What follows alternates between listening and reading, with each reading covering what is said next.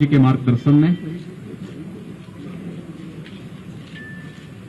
इस सदी की सबसे बड़ी महामारी से पूरा देश और पूरी दुनिया जूझ रही है। भारत ने फर्स्ट वेव का मुकाबला पूरी मजबूती के साथ किया और सेकंड वेव वर्तमान में हम सबके सामने चुनौती देते हुए खड़ी है। देश के अंदर सबसे बड़ी आबादी का राज्य होने के नाते उत्तर प्रदेश पूरी मजबूती से इस लड़ाई को लड़ रहा है। फर्स्ट वेव में आदरणीय प्रधानमंत्री जी ने कुछ मंत्र दिए थे कोरोना से लड़ने के लिए कि ट्रिपल ट्री पर हमें ध्यान देना पड़ेगा। Trace, test and treat. Early and aggressive campaign के माध्यम से हम इस लड़ाई को बहुत मजबूती के साथ आगे बढ़ा सकते हैं।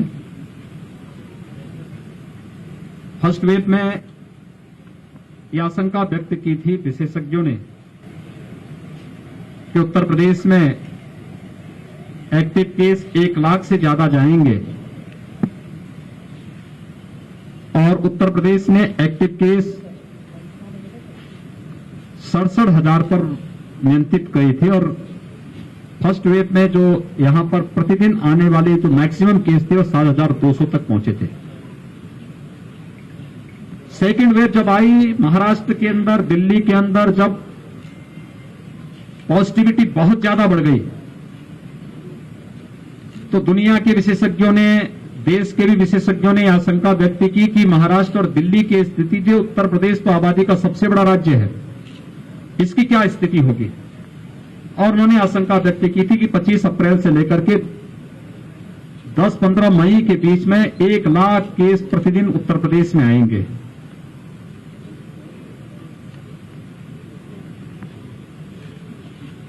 हमारी पूरी टीम ने, शासन ने, प्रशासन ने, जनप्रतिनिधियों ने, हमारे हेल्थ वर्कर्स ने, कोरोना वॉरियर्स ने, स्वयंसेवी संगठनों ने, आप सभी मिलकर के जो एक रिजल्ट दिया है, इसमें उत्तर प्रदेश के अंदर एक दिन में सबसे अधिक पॉजिटिव केस आने वाली जो तिथि थी वह थी 24 अप्रैल, जिसमें 38,055 केस आए थे। हमारे यहां जो सर्वाधिक एक्टिव केस जिस तिथि को पहुंचे थे वो 30 अप्रैल थी, जब 3,10,000 एक्टिव केस उत्तर प्रदेश में थे। और आज जब हम 16 मई में हैं, 16 मई को 24 घंटे में जो पॉजिटिव केस आए हैं वह आए हैं 10,600 और एक्टिव केस वह घट करके अब आए हैं 1,63,000 तक। यानी हम लोगों ने पिछले 15 दिनों के अंदर एक्टिव केस 1,47,000 से अधिक एक्टिव केस उत्तर प्रदेश के अंदर कम हुए हैं। टेस्ट एंड टेस्ट ट्रीट की इस मंत्र को अपना करके हम लोगों ने इसी कार्यक्रम को आगे बढ़ा करके इस दौर, यानी प्रदेश देश के अंदर सर्वाधिक टेस्ट करने वाला राज्य है। आज 4.5 करोड़ टेस्ट कर उत्तर प्रदेश अपना पूरा कर चुका है और ये एग्रेसिव कैंपेन इस दिशा में उत्तर प्रदेश के द्वारा प्रारंभ निरंतर चल रही है। पहला कोरोना पॉजिटिव जब यूपी में आया था तब हमारे पास टेस्ट की सुविधा नहीं थी। आज 2.5 से 3 लाख टेस्ट प्रतिदिन हम लोग कर सकते हैं। हमारे पास बेड्स नहीं थे। हमने फर्स्ट वेव में L1 फैसिलिटी के बेड की आवश्यकता थी, 1,16,000 तक उसे पहुंचाया था। L2, L3 की 23,000 तक हमने बेड्स पहुंचाए थे। लेकिन सेकेंड वेव में L1 फैसिलिटी के बेड की आवश्यकता नहीं थी, L2, L3 की फैसिलिटी की आवश्यकता पड़ी, तो हम आज 80,000 तक पहुंचा चुके हैं। फर्स्ट वेव में ऑक्सीजन की इतनी आवश्यकता नहीं थी, लेकिन सेकेंड वेव में ऑक्सीजन की आपूर्ति कई गुना ज्यादा बढ़ी। लोगों ने डिमांड की ऑक्सीजन की, जिससे पहली बार देश के अंदर ऑक्सीजन एक्सप्रेस भारत सरकार के सहयोग से चले। एयरफोर्स के जहाजों के माध्यम से ऑक्सीजन के टैंकर भेजे जाते थे, वहां से ट्रेन के माध्यम से मंगाए जाते थे। और आज हम लोगों ने हर जनपद में सरप्लस ऑक्सीजन तक उपलब्ध कराने में इस दौरान हम लोग सफल रहे हैं। लेकिन फ्यूचर की आवश्यकता को ध्यान में रखकर ऑक्सीजन आत्मनिर्भरता की दृष्टि से अकेले मेरठ मंडल के अंदर 35 नए ऑक्सीजन प्लांट लगाने की कार्रवाई वर्तमान में चल रही है और जिसमें अकेले मेरठ जनपद में 10 ऑक्सीजन प्लांट वर्तमान में जिन पर या तो कार्य प्रारंभ हो चुका है या जिन पे कार्य होने जा रहा है, जिससे आने वाले समय में यहां के मेडिकल कॉलेजेज, हॉस्पिटल और सीएससीज में ज्यादातर को हम लोग ऑक्सीजन की दृष्टि से आत्मनिर्भर कर सकेंगे और बाहर से ऑक्सीजन लाने की आवश्यकता नहीं पड़ेगी। तो ऑक्सीजन कंसंट्रेटर भी हर एक जनपद को इस दौरान उपलब्ध कराए गए हैं।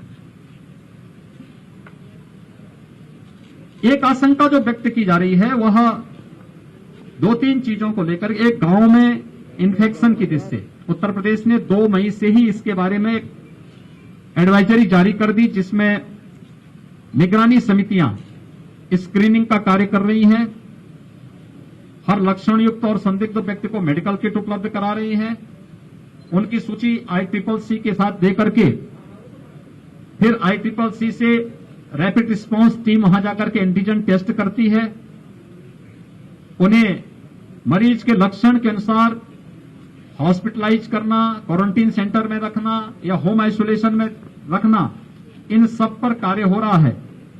और एक एग्रेसिव कैंपेन वर्तमान में पूरे प्रदेश के अंदर 97,000 राजस्व गांवों की दृष्टि से लेकर के राज्य सरकार ने लिया है और यह अभियान हमारी 60,000 से अधिक जो निगरानी समितियां बनाई हैं, जिसमें 8 से लेकर के 10 सदस्य निगरानी समिति में हैं और 12,000 नगरीय क्षेत्रों में ये निगरानी समितियां वर्तमान में कार्य कर रही हैं। इसके माध्यम से हम लोग ग्रामीण क्षेत्र में भी कोरोना के संक्रमण से बचाव के अभियान प्रारंभ कर रहे हैं। युद्ध स्तर पर इस कार्य योजना को आगे बढ़ाने का कार्य किया जा रहा है। इसके साथ ही पोस्ट कोविड पेशेंट भी हमारे सामने आ रहे हैं। ब्लैक फंगस से जुड़े हुए कुछ मामले आए हैं। कल ही राज्य सरकार ने ब्लैक फंगस के लिए प्रदेश के अंदर एक क्राइसिस मैनेजमेंट ग्रुप हम लोगों ने बनाया है, जिसमें प्रदेश और देश के चिकित्सा विशेषज्ञों को रखा गया है।